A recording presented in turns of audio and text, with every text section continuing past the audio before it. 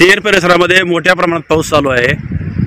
अनेकांच्या शेतामध्ये पाणी घुसलेलं आहे। सोयाबीनचं मोठ्या प्रमाणात नुकसान झालं आहे। तुमच्याही शेतामध्ये पाणी घुसलंय, काय वाटतंय तुम्हाला? पत्रकार साहेब नमस्कार, तुम्ही आलात दखल घ्यायला याबद्दल तुमचे धन्यवाद।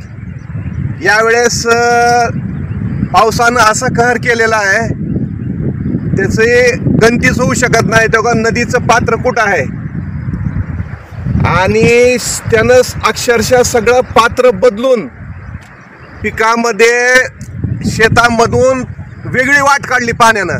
इतका पाण्याचा प्रकोप झालेला आहे। तेरणेचा बेल्ट, नदी ओढ्याचा बेल्ट इतक्या प्रचंड प्रमाणात नुकसान आहे त्याचं शब्दात गणती करू शकत नाहीत।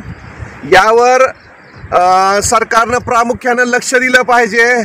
ज्याच्या जमिनी खरडून गेल्यात, अतोनात 100% नुकसान झालं, त्याच्याकडं विशेष बाब म्हणून लक्ष दिलं पाहिजे।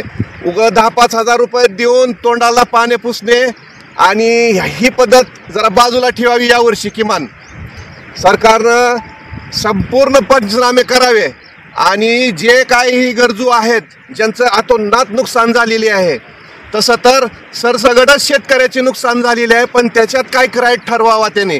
ज्याचं तेरणा बेल्टमध्ये अतोनात, हीच फक्त मी गावाची तेरची गोष्ट सांगत नाही, या कडपासून त्या कडपर्यंत अक्षरशः सगळी रानं खरडून गेलेत। गुडघे छाती एवढे खड्डे झालेत, वरची मृदा सगळी निघून गेली। ही कधी पिकणार, कधी पूर्ववत जमीन होणार, ही मोठं संकट शेतकऱ्यावर भेडसावलेलं आहे। याच्यासाठी या सरकारनं शेतकऱ्यांना भक्कम अशी साथ द्यावी आणि भक्कम असा पाठिंबा द्यावा, कारण सगळी आर्थिक कोंडी सोयाबीनवर झालेली आहे। सोयाबीन हातातून 100% निघून गेलंय। हे बघा, हे गुडघ्यापर्यंत माझ्या पाणी आहे शेतात आणि त्याच्या खाली सोयाबीन आहे। याला काय लागणार आहे सांगा? अख्खा सगळा ह्यानं प्रवाह बदलला, या नदीनं अख्खा प्रवाह बदललेला आहे। बघा, या बाजूला तर काय धन पेरलेलं होतं, त्याच्यात छाती एवढं पाणी आहे। ऊसाची विल्हेवाट लागून गेलेली आहे। म्हणतात नगदी पीक ऊस आहे, नगदी पीक ऊस आहे, पण ऊसाची सुद्धा पूर्ण विल्हेवाट लागलेली आहे। यामुळं शेतकऱ्यावर असं आसमानी संकट आलेलं आहे। याला सरकारनं विचार करून याच्यावर पर्याय काढावा, योग्य ते पंचनामे करून योग्य ते मोबदला द्यावा, मुआवजा द्यावा, एवढीच विनंती आहे एक शेतकरी म्हणून। नमस्कार। मागच्या 8-15 दिवसापासून तेर परिसरामध्ये इतका पाऊस मोठा भयानक चालू आहे की नद्या नाल्या सगळं पूर्ण भरून वाहत आहे आणि अवघात नदीनं तर रुद्ररूप धारण केलं आहे।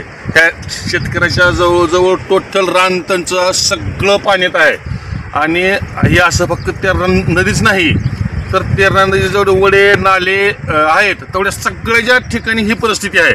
तर मायबाप सरकारनं शेतकऱ्याला काहीतरी अर्जंट काहीतरी मदत द्यावी आणि परत काही दिवस पण अगोदर आग्रामी म्हणून जी मदत असती ती मदत तात्काळ शासनानं